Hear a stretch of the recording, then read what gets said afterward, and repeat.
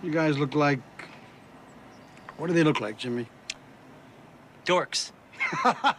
They look like a couple of dorks. Get those birds! Nerds! Nerds!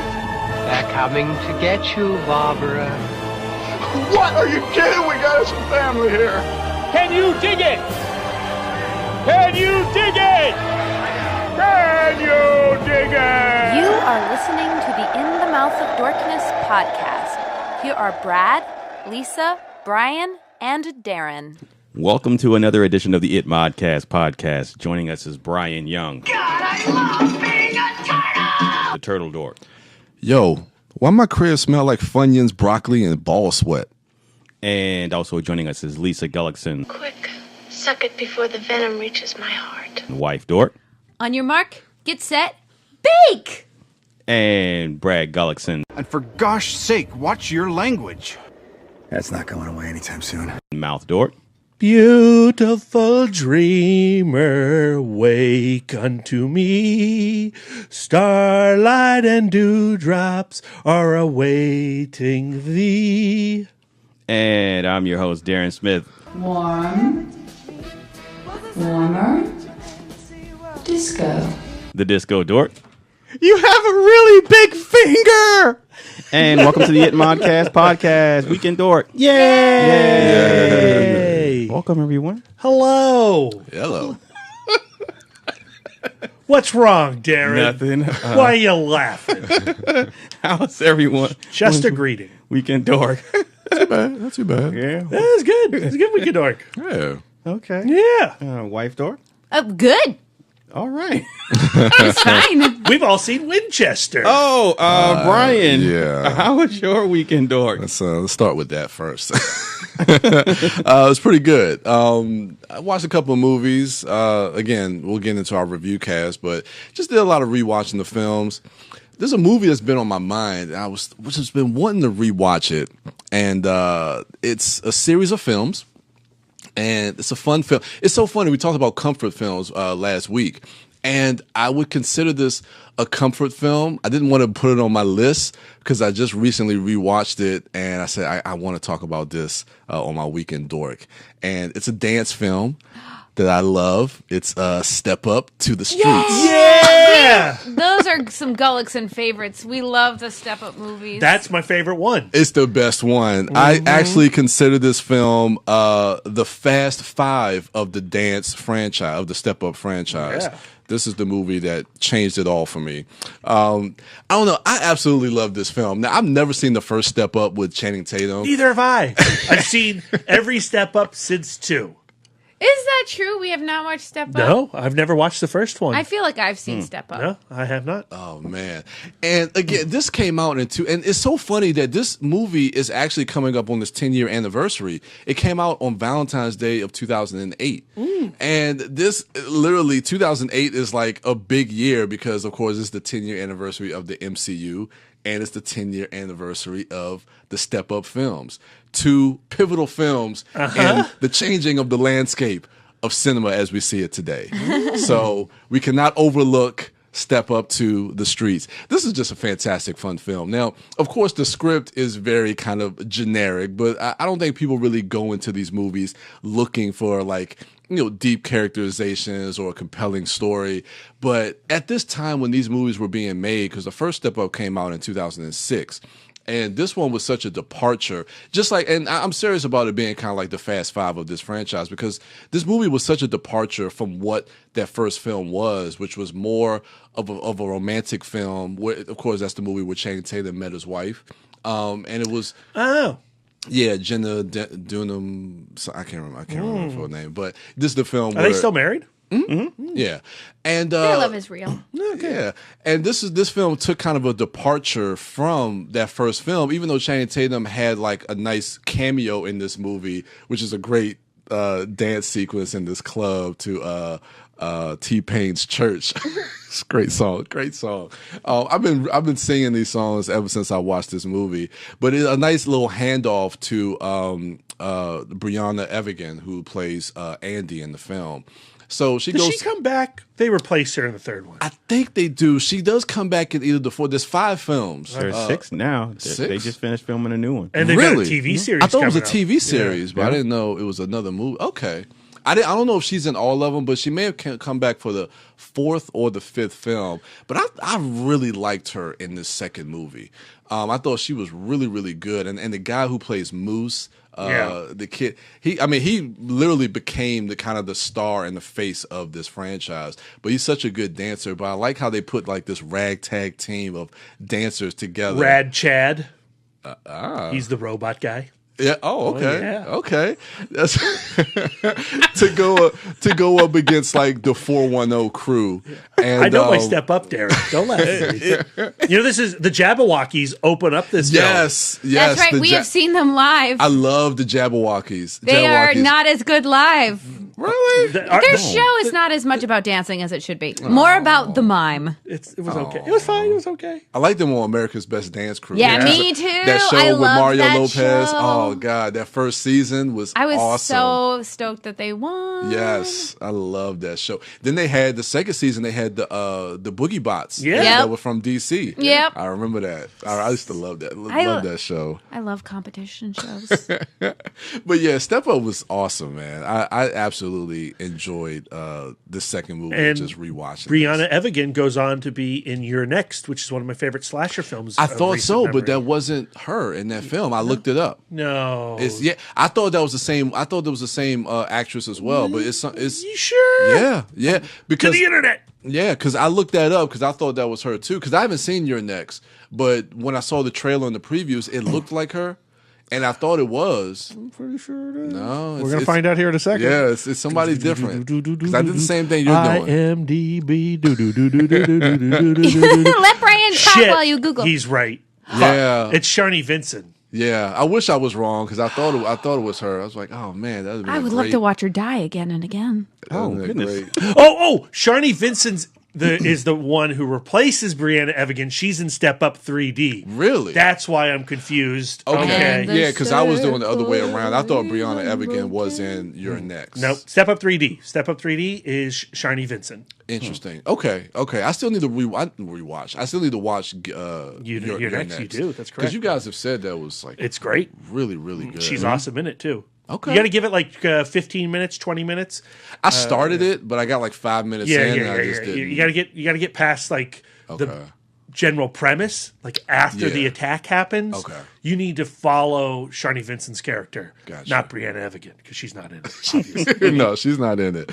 And then the last dance sequence at the end, that dance sequence in the rain, is just everything to me. Oh God, with that Timbaland song. Are you sure we haven't seen this movie? Could no, there be a Step we've Up seen this. This is Step Up to the Streets. Okay, never mind. I've really got to focus with my listening. No, it's Step Up 1 that we have not seen. Yeah. I have not seen. You may have seen, but I have not. But it's I like the dance scene in the rain, though. I agree with That's Brian. awesome. Do you it think so awesome. of the magic? Makes me wish I could dance. I know, me too. Man. I super can't.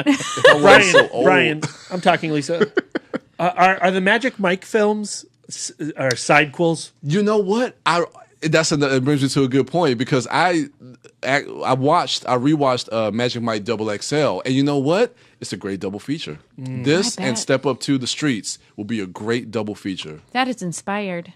It would be awesome. And that movie, oh God, I love Magic Mike XXL. That was do. so good. Listeners, go back in time and listen to our homework episode in which Darren discovered the genius of Magic Mike XXL. And it's all because like my love comes from Mouth Dork, because I would not have even watched that movie if it wasn't for you, Brad. And now I'm obsessed with that film. It's so much fun. But Step Up to the Streets, man. I had so much fun rewatching that movie. And it's a comfort film. All right. Lisa, how was your week in Dork? My week in Dork was great. I've been in, I've seen some movies. I've been to the theater. I actually had to walk out of Wolf Cop. I felt so bad. Secret Society of Filmmasons. Too vomity. Way too vomity, Wolf Cop. There's a really bad scene right in the beginning, followed by another scene. And I audibly screamed in the theater like I was being murdered, and then ran out like a crazy lady, which is not kind in the like climate we're in right now to be alarmed that loudly in a theater.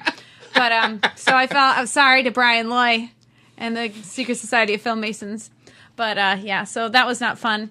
And that's what you get for programming a Wolf Cop double feature. I know, and I was just like, well, there's going to be twice as much vomit in the sequel. But I was very smart about it because I had ordered my food, my salad. So after like the first scene, Brian, mistakenly, by the way, not his fault, leans over to me and goes like, "That's the last time. It doesn't happen again." And I was like, well, I better pay for this salad now. So I was like flagging down I'm like, take my card. So so that I'm not like a neurotic freak and a salad stealer and a criminal. So I paid for my salad before I left, but I felt really bad. So I've been in an emotionally vulnerable place. And so when you're emotionally vulnerable, comfort, but generally like, to be honest, to lay it out there, when I need some serious comfort, I go to TV, and I go to some would say brainless TV, but I am a fan of the competition show, particularly the creative competition show. Like I love Project Runway, I love Sci-Fi's Face Off. I was like super into that. That's the one where they do like monster makeups and shit. Oh, okay. It's so cool.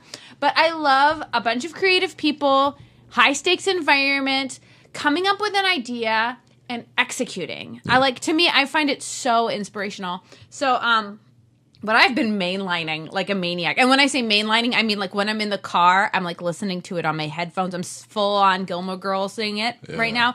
Is on Netflix, it's called The Great British Baking Show. In England is actually called The Great British Bake Off. Yeah. And there are 4 seasons of it on Netflix, and I've watched all of them in the last 2 weeks. Wow. How many episodes per season? Oh, like 12, I guess. Okay. Yeah, it's got to be 12 because the season starts with 12 bakers, and then each 48 week shows? They knock off. I know. Now I haven't seen them all because, like I said, I'm like listening to them in my ears. Okay. But then, like, wait. Okay, so when I'm at home. Stop. Okay. You're listening to cooking shows? Yeah, that's right. And sometimes I can't tell what they're making, because they're baking. So I'm just kind of listening. I'm like, that sounds like somebody's making a Swiss meringue. It just sounds like. But they describe it though. Yeah, absolutely. Right? And then they talk about it, and then if I've been in the car for a long time, so I haven't been able to watch it, on my phone, I'll just scrub through on my finger to see in retrospect what they're making. You're not. Are you at a stoplight when you're scrubbing through this, Lisa? I'm not going to talk about it. Shit. But I love it. Lisa. So, yes. Drive safe. Remember that texting ad? Werner Herzog did the whole commercial. There's no ghost children in my car. I'm very careful. Oh, shit. Yeah. But I mean, I really love this show. And I want to tell you guys about it and share it with you. When I told Brad that this was going to be my week in Dork, his initial reaction was no. That's not exactly what I said. Tell me exactly what you said. I said nope. That's exactly what he said. He was like, nope, you can watch something else. He's like, we also watched Rocky 2. Let's talk about Rocky. This might be too dorky. I might be too dorky for the dork cave. And that's the thing. And then that's when I realized, no, this is Lisa's voice. This is Lisa's point of view. This is Lisa's passion. The Great British Bake Off. You do you. I tell Brian you do you. I tell me to do you. And Lisa, you do you. That's right. What about me? Tell me to do me. You do you. You do you. Yeah.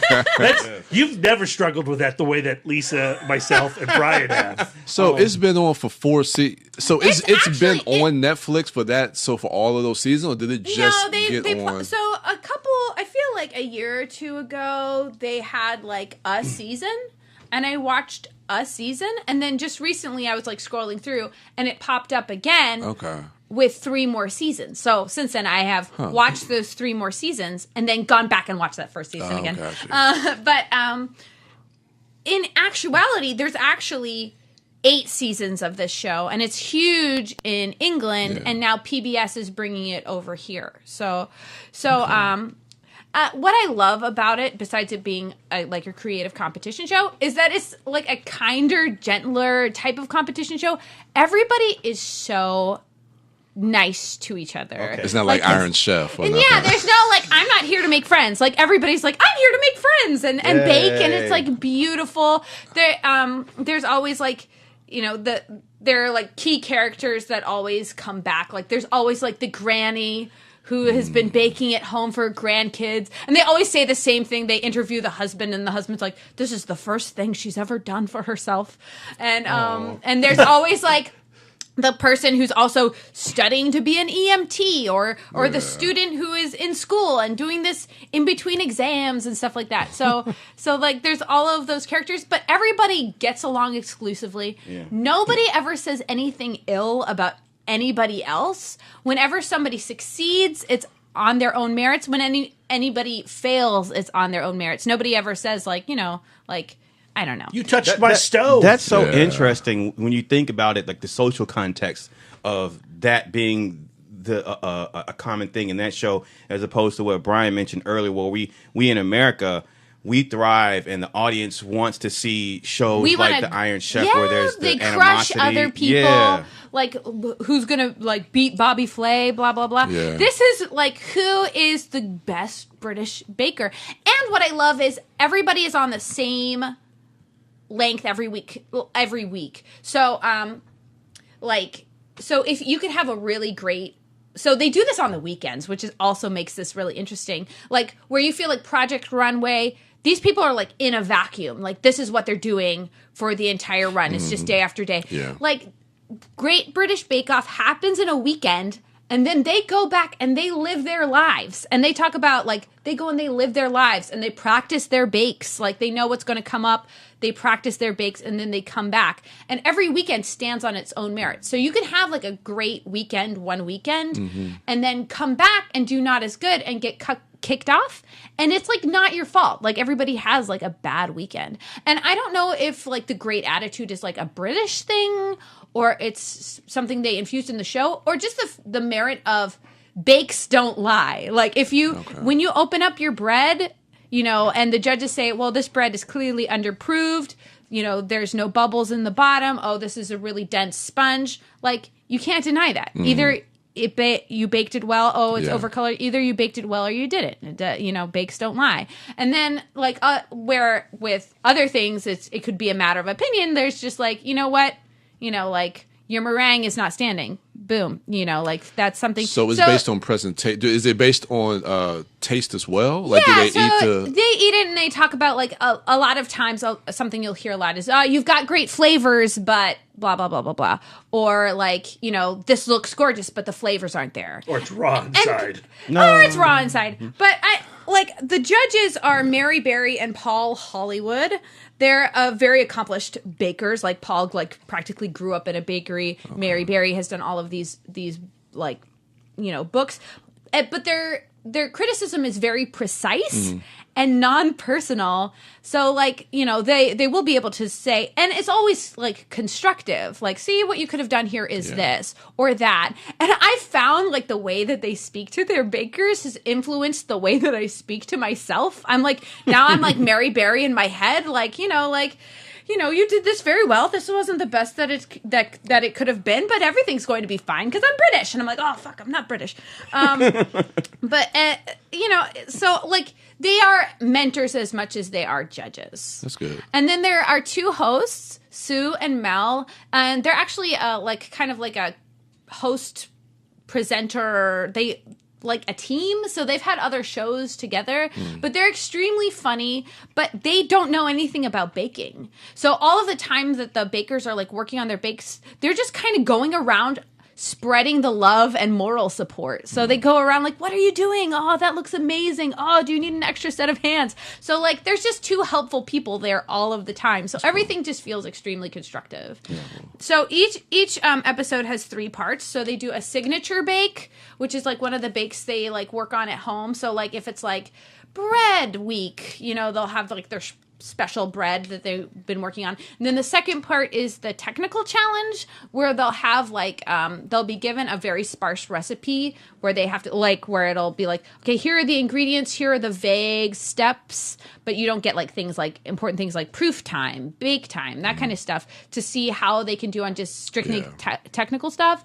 And then they have the showstopper challenge. That's where they do like something amazing and beautiful. And that's another one that they practice at home. And they talk about, like, oh, I haven't had that much time to practice this week because, I've been at work, or I've been blah, blah, blah, or I've practiced this 10 times, So you really get this idea of, they are doing this, their spare time taking part in this competition, which I find like super inspirational.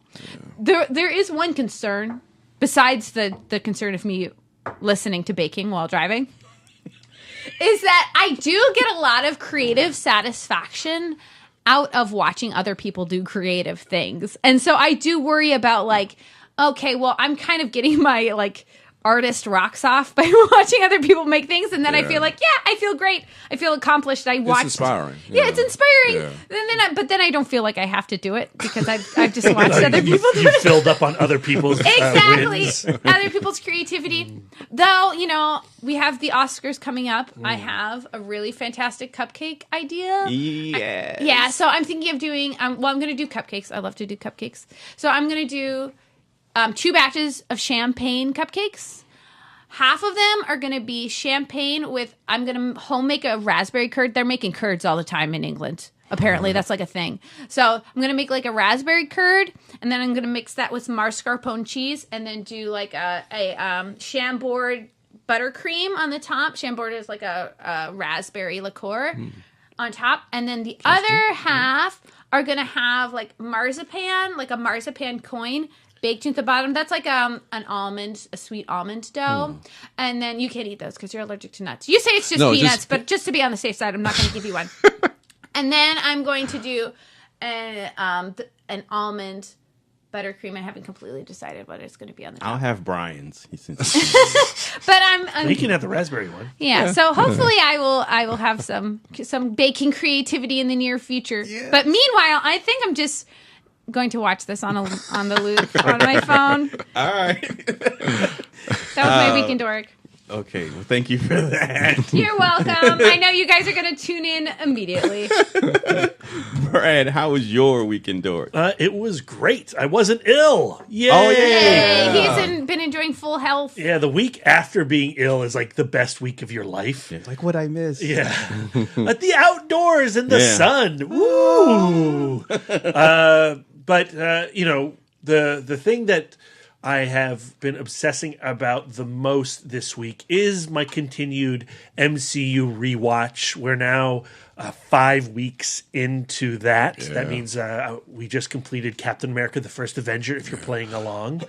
And, we're going to be doing... next week, our episode is going to be a Phase 1 review cast. And I'm super excited about that. So I don't want to go into... my thoughts on each individual film. I'll just say that as I've been ramping up with each entry in the MCU, I've also been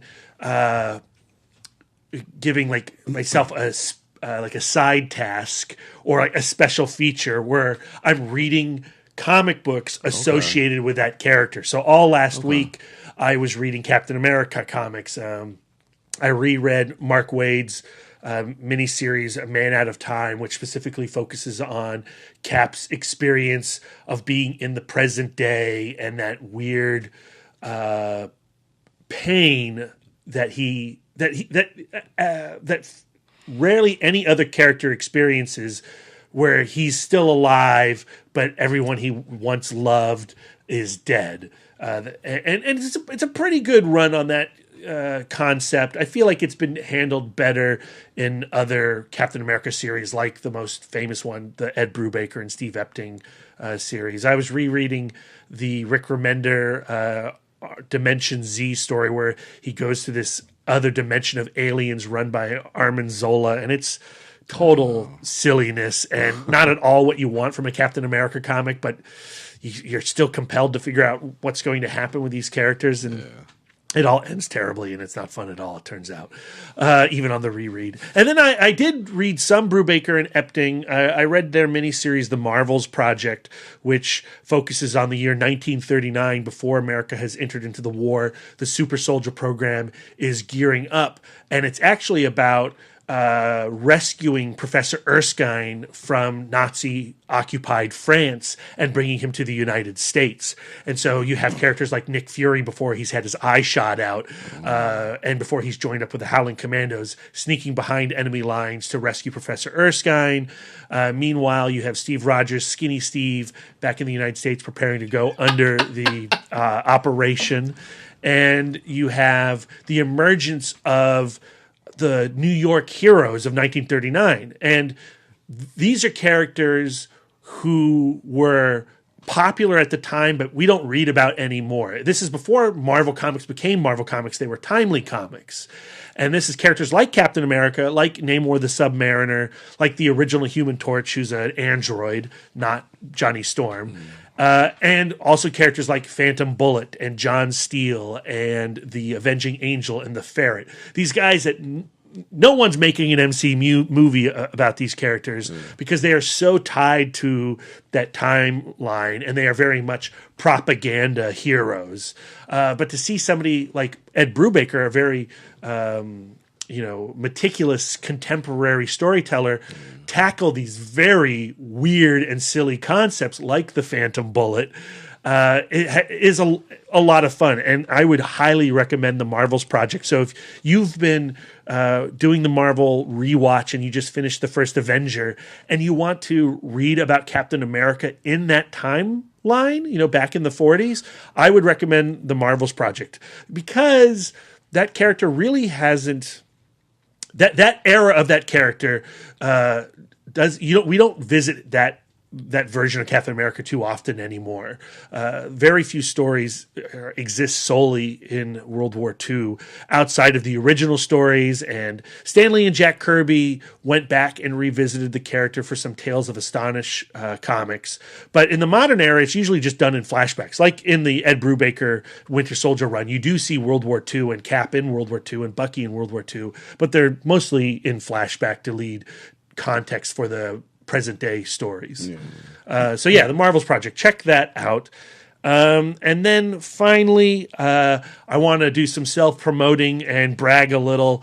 Thanks to Film School Rejects, and I've been doing these articles with the Marvel Rewatch, writing one every week.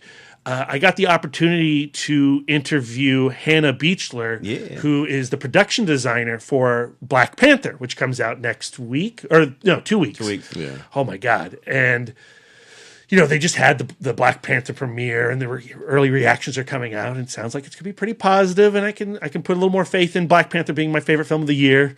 It's going to happen. I just know it. Yeah. But I got a chance to talk with Hanna Beachler, and the way these interviews usually work is you partner up with a publicist, and you're on a conference call, right? So you'll be talking with Haley Joel Osment, and you're like, okay, Brad, you have 10 minutes with Haley, go. And then when minute 10 hits, the publicist comes in and goes, all right, Brad, one more question, and then you got to get out of there. Yeah. Well, they gave me Hanna Beachler's home phone number, her cell phone, and I called her up directly, and there was no publicist connected to the call. So that just meant that it was Hanna and Brad having a conversation, and we talked for over 30 minutes. That's and awesome. It was amazing. It was super geeky and wonderful. She has been with Ryan Coogler since Fruitvale Station. She also did the production design work on Creed. She was the production designer on Moonlight last year. She was the production designer on Lemonade. So like she's legit. I mean, she's major talent. And, yes, like production designers don't get a lot of attention too often online. Their art is often an invisible art. Mm-hmm.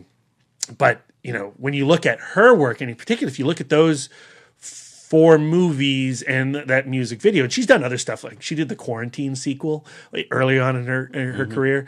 But you look at those movies, they are movies with a very specific sense of place and a very specific sense of design. and getting to talk to her about Wakanda and the influences that she was drawing from, both the comic books. We talked Jack Kirby, we talked Brian Stelfreeze and Ta-Nehisi Coates, and we talked the places. We talked about the necropolis and the Great Mound and the throne room and her thought process behind that. We talk about Afrofuturism and the influences where she's grabbing for that ideal and this. And like, what is so fascinating about Wakanda is that it's a tiny African nation, that was never conquered, was never colonialized. And so here is a place that grows only out of its own culture. It has no influence, no Western influence. It has no colonialization influence. So it's an ideal of this is what would have happened if we left Africa alone, and the beauty that would come out of that. And so it was just really, really fantastic to geek out about that. We talked about, I asked her if when she was on the project, she sensed what a cultural moment Black Panther could be and was going to be. And she absolutely felt a sense of importance with Black Panther and how she's so thankful to contributing to this world that she never would have been allowed to experience herself as a little girl growing up. These characters weren't available to her. She had to find her entertainment in faces that didn't look like her. And now, she carries the weight of that importance on her back. And she's so thrilled and giddy to contribute to the culture in that way. And of course, me being a Marvel fanboy, I had to ask her about like the Wakanda map in Iron Man 2. And she was like, Kevin Feige was like, okay, just do what you got to do. Place Wakanda where you need it to be. Because for her, the geography of where Wakanda is located has to make sense. Mm-hmm. So, it's in a very specific location so that they could have these sets. So if you're going to have that waterfall, it can't be, down south. It's got to be up north. It's got to be part of the mountains. And it's just really fascinating to get a peek behind the thought, her thought. And, she talks about the collaboration with Coogler, of course, but also the collaboration with Rachel Morrison, the cinematographer, and the collaboration with Ruth Carter, and how they had to form this 500-page Wakandan Bible that they used as their source so that if they had any question, they could go to that and know that they were all on the same page. Yeah, absolutely. It was a 30-plus minute conversation, about 35 minutes. It equals like 4,000 words to read. It'll be posting early this week. I encourage you, if you're as excited about Black Panther as I am, it's like essential reading. Not to brag, but like pretty fucking cool. Yeah, that's awesome. Yeah, that was my Week in Dork. Yay! For my Week in Dork, I checked out the new series on Netflix, Altered Carbon. Actually, haven't watched the whole thing yet. I wanted to check out at least the very first episode to see if it has the power to hook me in. It looks pretty. Invested. Firstly, it does look pretty.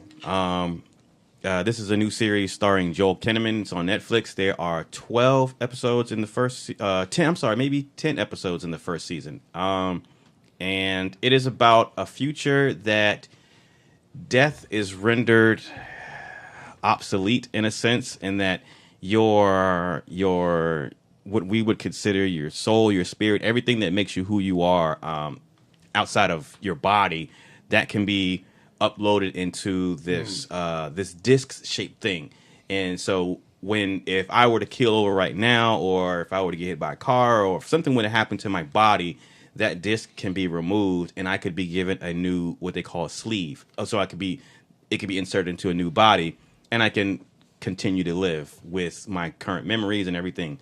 Now, if that disc is damaged, then that's the permanent death in the show.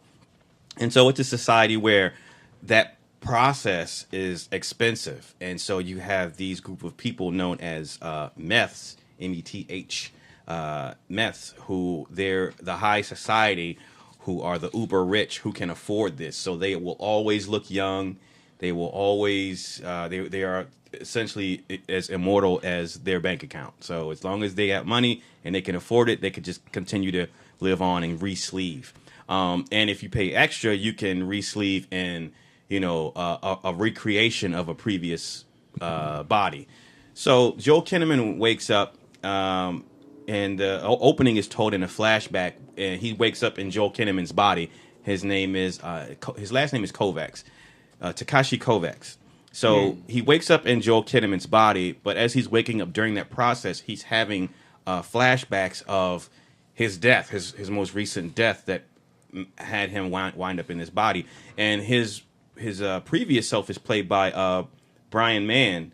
I remember Brian, him from Street Fighter. And the Corruptor. The Corruptor, Ryu? Yeah, he plays Ryu. Oh, wow. Yeah. I just watched Street Fighter this week. Yes, you did. Yeah. Yes, you did. Wow, he's still around. Yeah, he's in shape. He's Really? he's stepped up. Yeah. Oh, wow. So he plays an older version of this character, and you see that you see his demise. You see what led him there, and turns out that this guy is known as an envoy. An envoy, I guess, is this thing that's no longer around, but it's an ultimate Uber 007 badass agent, covert espionage, all that. So he's highly trained. He can look through walls. Like he's he's basically Liam Neeson type dude who could do everything. And I guess he was framed. His Byron Man version was killed. Yeah. Not killed. I'm sorry. Was imprisoned. So he took the disc out, put his disc in prison, and he cryo slept. He demolition man for 256 years. So when he wakes up in Joel Kinnaman's body, he's just been eligible for parole. Gotcha. So they're putting him in a body to go out and serve your parole and potentially earn your freedom and live a new life.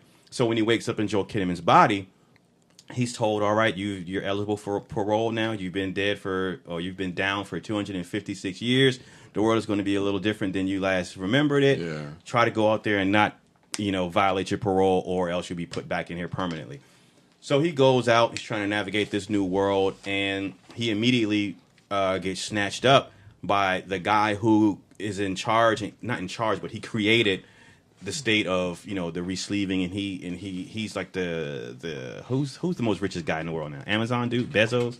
So he's like that guy, right? Jimmy Buffett. Somewhere. Yeah. So so this Jimmy Buffett dude lives like Warren Buffett. Warren Buffett. Yeah. I didn't know that sweet margarita money. Right. So Warren, he's like, and these people, these elitists live above the clouds. They literally have floating, there's this floating paradise that they live in. So basically, Joel Kinnaman gets taken there, and the guy tells him, I know what you used to be, and I can grant you a pardon and have all of your past removed and give you like endless amounts of money. You'll be set for life if you agree to solve my murder. Yeah, I saw that in the trailer. So, wait, solve his. So he's still alive. Oh, he got he re-sleeved. Oh, got you. He got re-sleeved, but he needs to find out why he got killed in the first place. Was it his wife? Was it suicide or what? So basically, that's the premise of the series, and that's laid out in the first episode when Joel Kinnaman gets out, and he has to battle with, do I even care? And so this Joel Kinnaman character is different from, his role in Suicide Squad. It's different. It's different from The Killing. It's different from his role in House of Cards. What about RoboCop? It's different from his role as Alex Murphy in RoboCop. This Joel Kinnaman is like this is where like the throwback feel to like 90s type of hard-boiled character or 80s type of action hero where, I don't want to deal with any of you people. As far as I care, I'm going to go out, get drunk, get high, have a night with a hooker, and then I'm going back in because I don't want to deal with this. Is not my world. And, he's quick to leave a one-liner. He's like he's really like a hard-boiled type of character. He doesn't want to deal with anybody. He knows his strengths. He knows he's a badass. And he totally wears that. So it's that type of character, at least in the very first episode. And Joel Kinnaman plays that well because he has to balance, knowing, because when you wake up, he has memory of his past, who he used to be, what he used to look like, what he used to do. And now waking up in this future that's alien and foreign to him and still having these skills, but not wanting to get into trouble and have his parole violated. Then you had this highfalutin, I'm better than everybody type of person saying, I'll pay you and give you this life if you find out who killed me. So it's the type of person where like I can't even sympathize with your plight because you have the money to even have someone pay someone to solve your death. Like when we come from a group of people down here that can't afford the regular re-sleeving process. So you have that conflict there, and then you have down on the ground where Joel Kinnaman is. There's the debate going between like these religious people and non-religious people, and is re-sleeving a sin? As far as like, or is that a crime to the person? Because once you re-sleeve, you're preventing that person's quote unquote soul from going to heaven or ascending or wherever it goes in the afterlife. You're preventing that. So a lot of the times that process is either voluntary or it's involuntary, and there's some things that come with that. So when Joel Kinnaman woke up, you have like in the airport when you arrive and you go out and you meet the people waiting for you. So in the place where he was being held, there were other people going out to meet newly re-sleeved loved ones or whatever, and there was a couple who their daughter, who was a child, had died violently or horribly, and as insurance, like a insurance benefit or whatever, like you have the right insurance, they'll re-sleeve your loved one, but at that particular place, you have to take what you can get. Like they only had, they'll re-sleeve you. That's part of the deal, but you don't get to choose. So like this couple lost their kid, but the person was re-sleeved in like this 48-year-old woman's body. And so you're seeing these people that the father's upset, like, that's not my daughter. My daughter was, 5 years old. Like, that's not fair. And the mom is trying to, she's breaking down because this is my daughter, but I don't know cool. you. So there's that.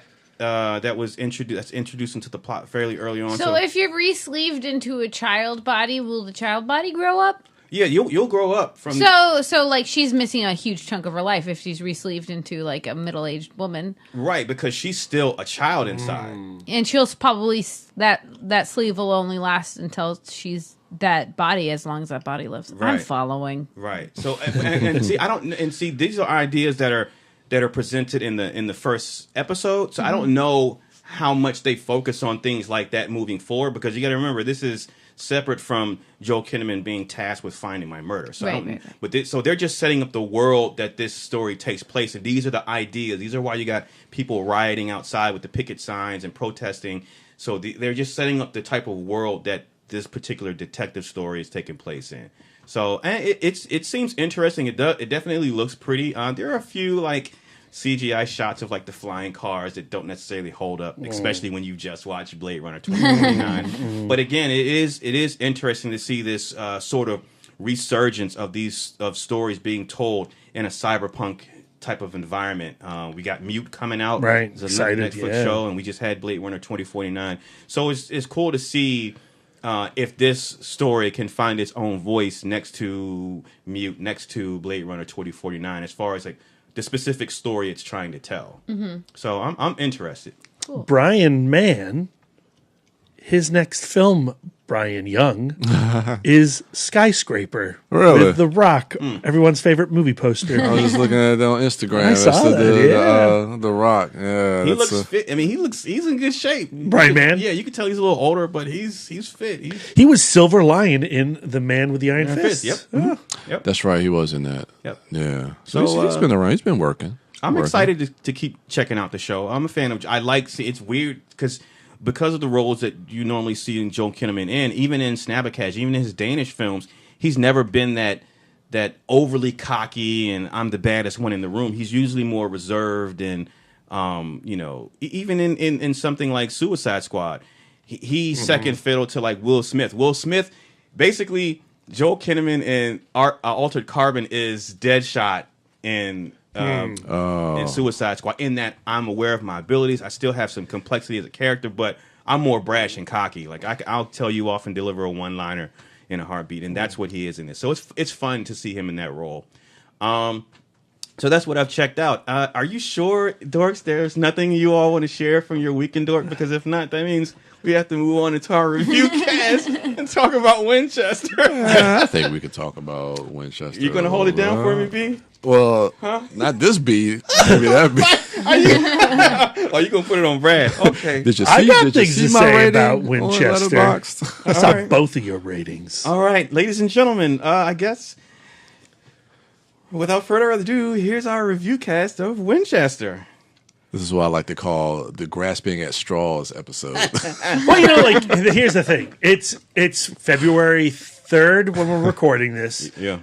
You know, we have had one great movie this year, Paddington 2. Oh, yeah, yeah. Absolutely. All right, so we could have done a Paddington 2 review cast, but we chose Winchester, which is not one of the great movies of 2018. I don't think it's going to be on anybody's list. No, So yes, grasping at straws. Okay, all right.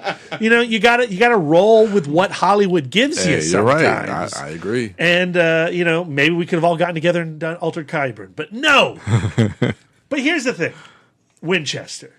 It has some interesting talent behind it, Darren. Oh, I'm not denying that. I will agree 100%. The Spierig brothers, you know, they have made several films that I really, really dig. And that's what shocked me when their name came up at the end, because that's the first thing I was like, the Speak Brothers directed this? When I saw it, they have before the movie starts, they have an intro. They do Yeah, an intro. we saw it too. Oh, yeah, this I morning. didn't see Yeah. that. Yeah. Okay, so I didn't know they But at directed. that point, that's when I was surprised. I didn't know prior to the Yeah. intro. And I was like, oh, I know these guys. Okay, now I'm really excited. Because they did that Vampire Daybreakers, right? Daybreakers, which Yeah. I love Daybreakers. Great, it's a good- really good I movie. really, really like that. Yeah. I also really dig Predestination, the Ethan Hawke Yep. film. Oh, yeah, I missed that one. Now, the film they did before Winchester was Jigsaw. Really? Yeah. Oh, that's right. That's right. Yeah. That's right. Jigsaw wasn't particularly good. I would say Jigsaw is way, way worse than Winchester. Yes, Darren. I easily. would second that emotion as a person who's seen both. I love the Saw franchise, and I think Jigsaw was a tremendous misstep, especially if they were trying to reboot it. I was shocked that the Spierig brothers were attached to Jigsaw because I didn't see any of them in that film. Yeah.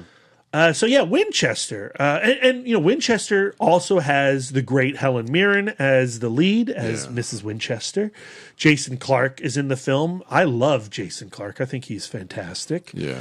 And you know, it's a cool premise. You know, the IMDb log line of the film is eccentric firearm heiress believes she is haunted by the spirits of people killed by the Winchester repeating rifle.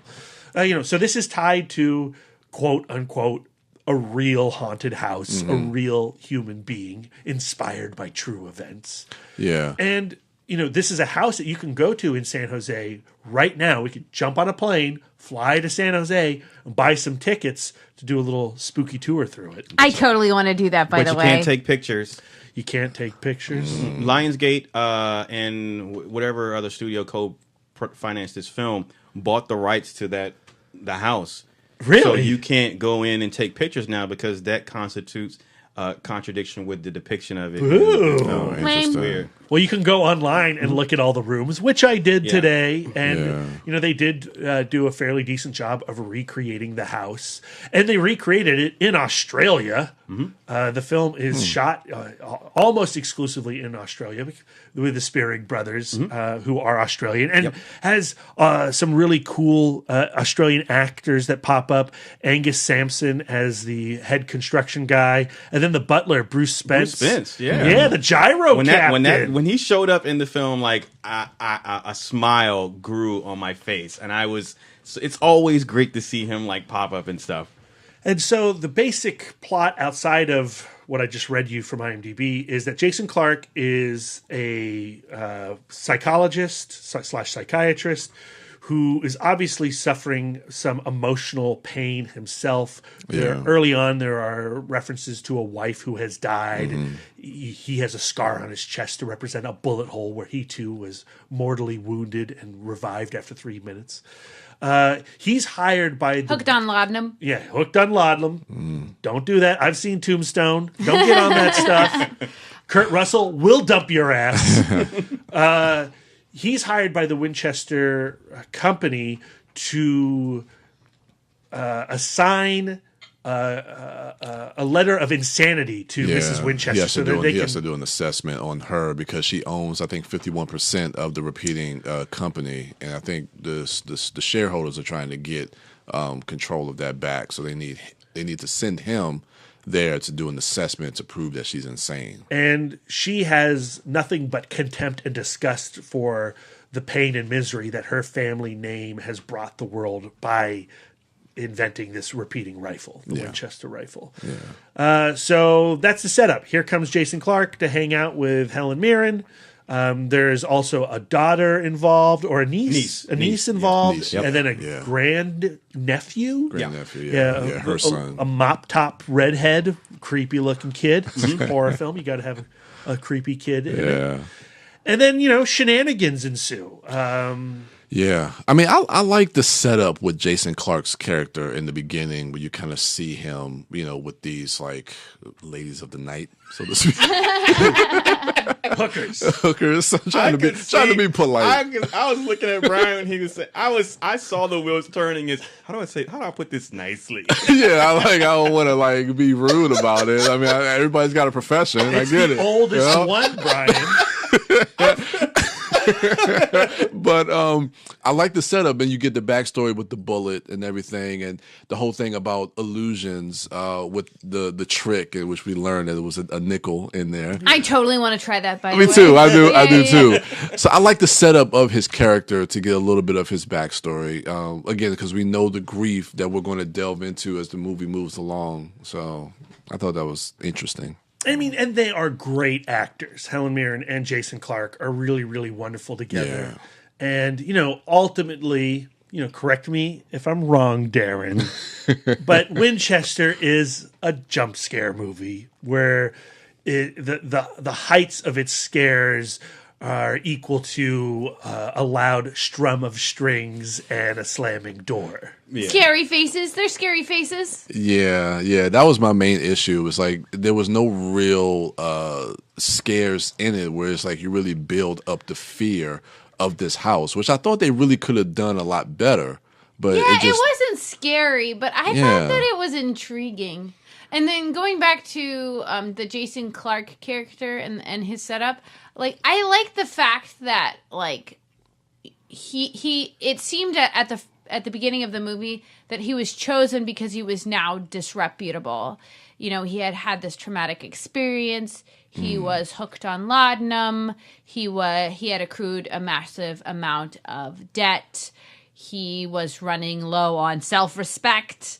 And so he was under the impression that he was chosen because he was down on his luck, and he was chosen by the board.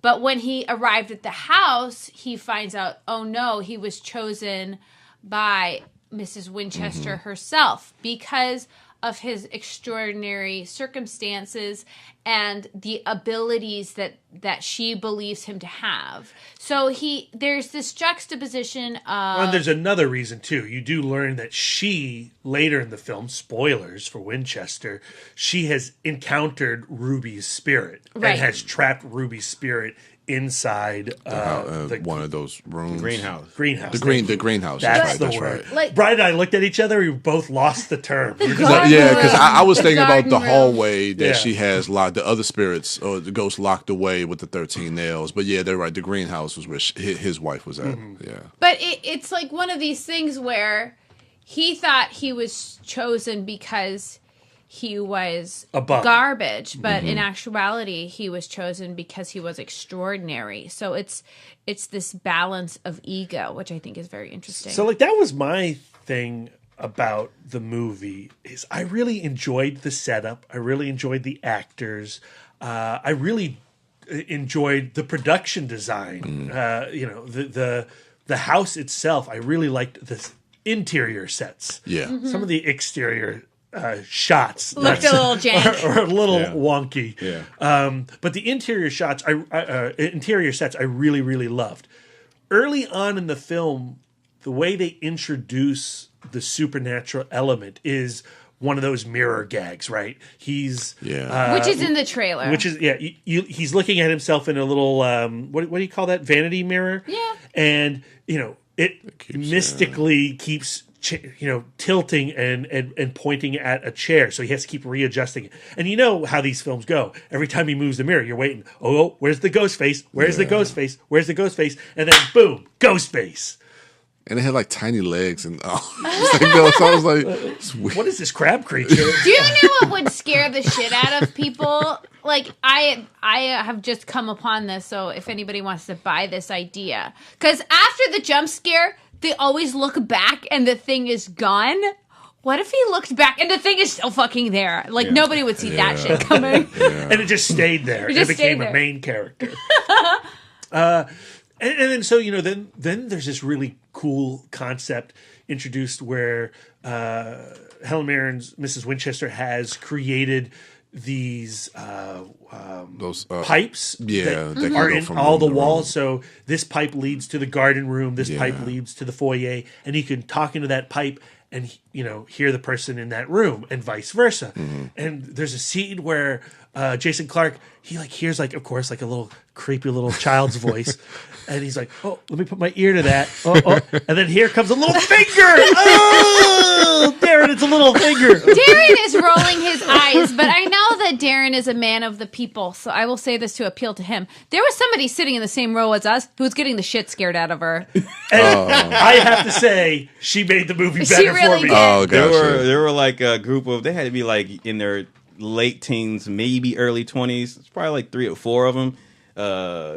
Dude sitting the final back row far right, and there was a couple. There was a couple 2 rows in front of me, and then a couple to my right of me. And then those dudes, those supposedly hardcore dudes, they screamed and jumped out of their seat. It was so distracting because like, dude, that scared you? And it'd be a part where before the jump scare, like leading up to it, oh no, oh man, fuck this, I can't look. Oh no, man. Yeah, like, dude. Really? And I'm like, what the hell? Are you serious? Like, come on, man, it's not even scary.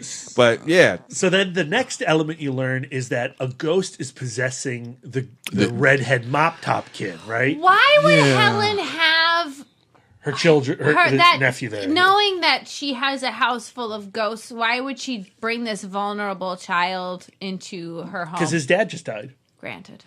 And their family. Family has to get together. And she, I think, also was super cocky until the main evil ghost came into the house. I think she was pretty confident that her strategy of trapping these ghosts in these weirdo Her whole rooms. theory about the 13 nails does not work, because I heard the plinkety plunk of many a nail. Yeah, they kept knocking those nails out. But so the kid gets possessed, and when he gets possessed, he gets like the milky eye. And so there's that one scene where the kid gets a Winchester rifle and is stalking Helen Mirren down that crazy staircase, which I love that staircase. It is. It's pretty cool. Yeah. So at that moment, when the kid peers over the ledge, and when she starts to climb up to look for the kid, and the kid's already there, and it's like, kid's already there. The woman in front of us shrieked so loud. It was like the most effective jump scare I've seen in a while. Wow. It is cheap, and it is not the type of horror that I particularly appreciate, but it was fun to see how it still can have effect on an audience. Interesting. The only thing about that story. Interesting, Brad. Sorry. I know that's my line. All right. But that storyline with the niece and her son. I mean, that's just away. Yeah, because I think you could have taken that whole subplot out, and it still wouldn't affected the end of that movie at all. So I don't understand why you're using the son as a medium, or so to speak, needed a creepy child. Because it gives you opportunity for more scares. Yeah, really. My ultimate review of Winchester is the supernatural stuff straight up does not work. Yeah. The scares don't work for me, even though I appreciated that they work for some. But I really liked the house. I really liked Helen Mirren. I really liked Jason Clarke. I did not hate the film.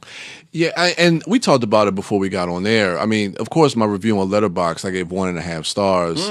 Brutal. It was watching the film, I was thinking 1 star, but then there were some things that I really liked about the film going towards the end, which I really liked Jason Clark's. I'm about to say Jason Isaacs.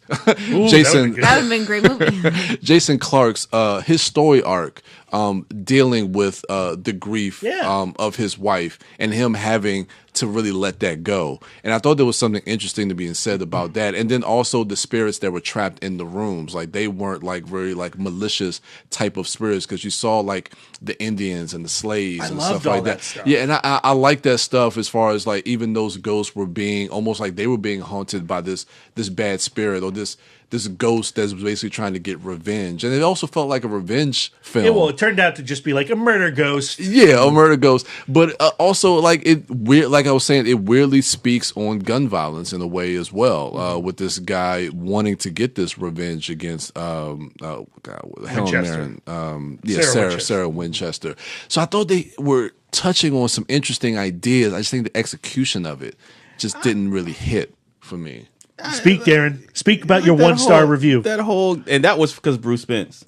I gave it 1 star out of respect for Bruce Spence. That's how much seeing him on screen like made me happy. I was like, dude, I will give this movie a 1 star for you. Thank you. But like everything else, so derivative. Yeah, like that whole thing with the like what you just mentioned about the gun violence. Well, but him and his brother were on the opposite opposing sides of that fighting force, and they had muskets. So you had a weapon too. So you just but the idea was that the Winchester rifle was so unfair. much more powerful, like that it put them at a distinct right. disadvantage. So it doesn't. So right there, like the argument about him being the gun violence and I agree with Brian. I think that is what the movie is about. I think it is trying to touch on that. Yeah. But the guy who's getting revenge for having the gun used on him was also using the gun. Yeah, but he's using a musket, which is not a cheater's weapon. That's what people say now with we're okay having a normal gun. You just can't have an automatic. Yeah, an assault rifle or something like that. Yeah, that's a current debate. Yeah. Now, as far as how it was done, I don't think it may have not have worked. But I saw what they were. I saw what they were trying to explore, and that's what I picked up on watching the film. I was like, okay, that's kind of interesting. That's why I gave it the extra half star. But also, it's the idea of Sarah Winchester was dealing in death. Something that she has in parallel with Tony Stark. Tony Stark dealing with a lot of guilt from dealing in death. Yeah. If this turns her into a technologically advanced, like she starts wearing a iron suit next. But she's next doing what she can. She's ghost trapping. I think the ultimate frustration, especially with it being a Sprigg Brothers movie, is the fact that their previous films also are maybe not the smartest movies or the most original, but there is a lot of clever craft in play. And they have a lot of visual style. And what I've seen with Jigsaw and Winchester is a stale eye. And that's what shocked me, because I haven't seen Predestination, but I have seen Daybreakers, and I was in tune to like the visual style. That's what kind of drew me in. And then when I saw their name, I was like, that doesn't feel like something that they would attach themselves I think to. Winchester has more style than Jigsaw did. Yeah, I haven't seen Jigsaw. I'm always a sucker when they try to do those 1970s credits. I love the title card when it comes up in Winchester, and you get a little copyright underneath. I'm like, yay, that was win cool. one for Winchester. I'm a sucker for that stuff. Yeah. And I do think that some of the rooms, and if you are into jump scares, they are handled well. Yeah. But ultimately, that's all the film had to offer, and it's a disappointment. But I don't think it's trash.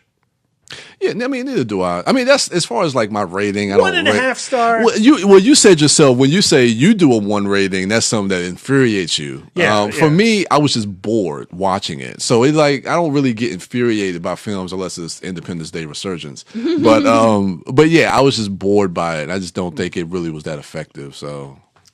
And I also went into it having seen both of your 1-star reviews. And I went in going, I'll fight you guys. 1 star, no way. I'm giving this 3. And I did. Wait.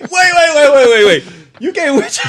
I liked it. I had a fine time. Like it's not a great movie. It is derivative. Yeah. It is unsuccessful in a lot of ways, but at the same time, like I said, I really like the production design. I really like Helen Mirren. I really like Jason Clarke, and I like the core concept of this woman trapping these ghosts, trying to aid in their recovery, their afterlife recovery, because of the sins that her family has committed upon the country. Yeah. And I think there are ideas there that could have are relevant and could have been explored better.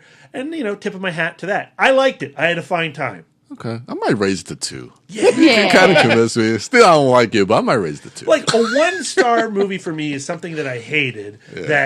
That not only do I will never see again. I wish I hadn't seen in the first place. Oh wow! All right, okay. So that's like Baywatch with The Rock. Damn, all right, 1 star. Wow, that's the last Blair Witch film. What? 1 star. This movie was way better. I mean, Blair Witch was way better than Winchester. No way. Crazy way. I haven't seen that. I haven't seen that Blair Witch movie. No. Yeah. Blair Wick. Oh, I'd watch Blair Wick Chapter 2. Blair Witch offered nothing at all, including no character, no performance, no craft. All garbage. Hated it. Did you rate it, Lisa? I haven't rated it yet, but I think I'm going to give it 2.5 or 3. Because 2.5 is like meh. You know what I mean? Yeah. It's like meh. I think that I think that Helen Mirren is, of course, total diva. I love her. Love her so much. I think that she looked exquisite in this film, walking around with that black lace. I love her introduction when she puts the veil up for the first time, Yeah. and the way that they shoot that, I dig that. And I liked her performance, where like all of that agitation was just like right under the surface. It felt very Victorian, you know. Okay. I liked that a lot. And this is a story and a character that has been visited before in film and literature, comics. House of Penance, I love that comic. And the Winchester, Mrs. Winchester, can be seen as villainous, and I liked how they brought sympathy and how she brought sympathy. Yeah, to she didn't come across that way at all in this film. Yeah. I like that. It was a surprise actually to see that. She wasn't an antagonistic type of character. She was kind, even though she had rules for her house. It was nothing that was, it wasn't a hard ask. It was, just respect my house. But she didn't really have a strain or a taut relationship.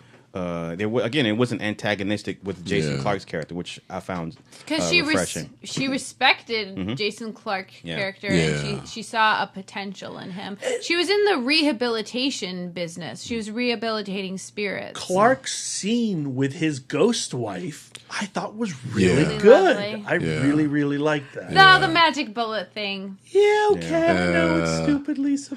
But it's weird. She had people working on this house round the clock 24/7. How do you sleep at night? She doesn't. Who, her? Or anybody, like her niece and her. I sort of wish they addressed that a little bit more. They kind of like do. a level of Jason exhaustion. Clarke gets up. He's like, "Why are the bells chiming at midnight?" I was like, "Dude, the hammers are going 24/7."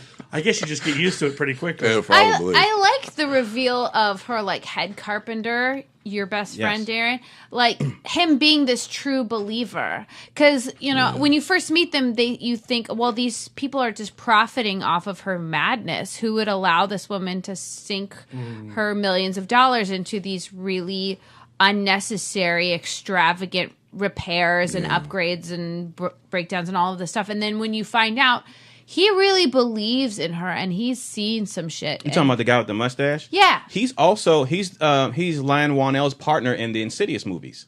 I was like, where did I just see him? And I remember while I was watching, he was his partner. He's like the comic relief. Both he and what's his name are the comic relief. But he's also in the most recent Insidious movie, Last Key. Was that better than this? We have not reviewed that.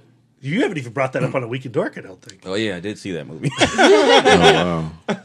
But this movie had an uphill battle to begin with going in with me because I told you, I can't help it. I don't know how to undo this wiring in me. But the fact that when you see ghosts, that you see their clothes. Like, I don't understand that. Like, why isn't inanimate object making a physical manifestation. Like I don't understand what brings that back. The outfit they died in. Nah, that doesn't make sense. Okay, Lisa, It's right a now, psychological without thing. looking, Lisa, just keep looking at me, maintain eye contact. Do you remember every detail of your garments that you're wearing right now? Well, I do know every detail of the garment I'm wearing right now. And like what's on the back, like what the back looks like. Yeah. Okay, and your socks. Yeah. And your shoes. Everything. What are your socks right now, Lisa? Because I couldn't tell you what the back of me looks like or the back of my jacket, because that means if I died right now and I came back, like the t-shirt right now, I couldn't tell you what it looks like. I know I have one on, but that means if I died and came back, in the movies, you would see the t-shirt that I have on right now, but I don't remember what this t-shirt looks like, so it should be like a muddy, blurry image. My ghost should have that, right? Or your ghost, when you come back as the idealized outfit. The one that you know, like your favorite outfit that you just know by heart. So the ghost is manifesting the outfit then? Yeah, I think so, yeah. My favorite handling of ghost clothes in pop culture is the comic book iZombie. You know that character? There's like a mod ghost character, and she finds a lot of delight in just mentally changing her outfits to go with whatever her style was in the 60s.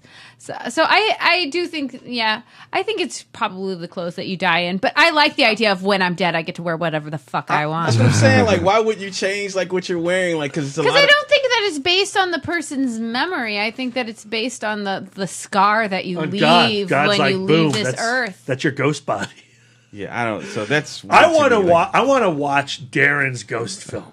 What would his unfinished business they're all be? Nuded. They're all nude. Well, for me, like I wouldn't have a ghost manifestation that has a human form, because I think for me, kind of like Personal Shopper, where it's like because the idea of a spirit is the thing that inhabits the body. It's not the body, so the spirit I don't think looks like. But the my spirit is manifestation. trapped on Earth, so I think that it would be trapped with the trappings of Earth shit.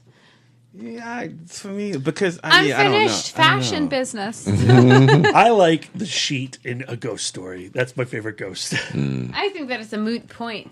I mean, I like that though. Right. I like that's where Darren's like 1 star. They didn't fix that.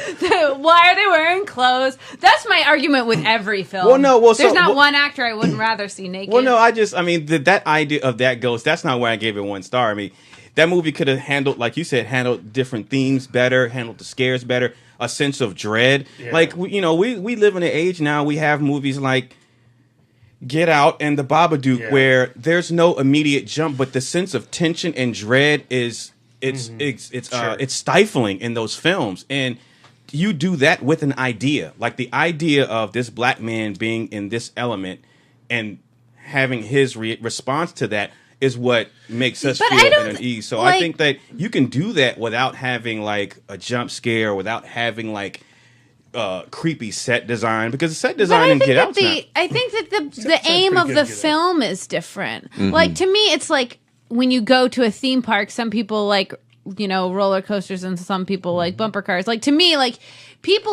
there are people who like a jump scare movie. Like I would specifically say, like I'm a person who's not into a jump scare movie, but people want to see them. Oh, absolutely, and they work. They get their thrills from different things. And Darren is a big supporter of Lights Out, which is a jump scare film. Yeah. A far superior jump scare movie. It's a really good movie. There is a better version of Winchester out there. But that setup, that premise is what, for me, makes Lights Out scary. Like, oh, shit. But I don't think it's fair to be like, this is not a good movie because it's not like Get Out, because they're completely different things. I'm not saying this is not a good movie. I'm saying my 1-star review is I don't like this movie. I'm not saying it's a good movie, because apparently by my audience and your audience, there are people who respond positively to that, and that I don't dispute. It's just that this one, for me, what I find scary or what I look for in a horror movie, having been spoiled by the great films that we routinely talk about, this one just doesn't do it for me. Winchester is ultimately a disappointing movie. Yes. There is a superior version of this story out there. Yeah. I still had a good time with it. Yeah. And I think, like always, when a movie does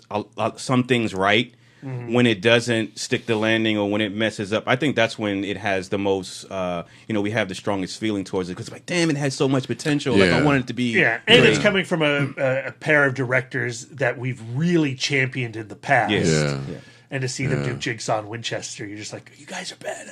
Yeah. But I mean, at that screening, like the trailers, they showed the trailer for A Quiet Place, so there's that. Yeah. We didn't get that trailer. We got like 90 trailers. Like at the AMC, I was like every time a new trailer started, that was a jump scare. I'm like, skip.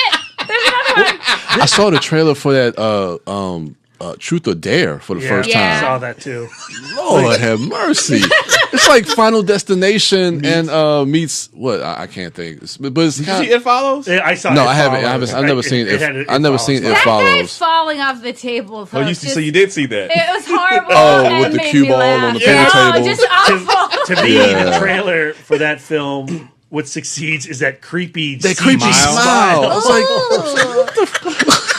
Like That's like some uncanny valley shit. Yeah. I'm sure that movie is going to be worse than Winchester, but I'll watch it. Yeah, me too. It looks like it'd be a lot of fun. For some reason, Brad and I just kept on talking about Bye Bye Man. That's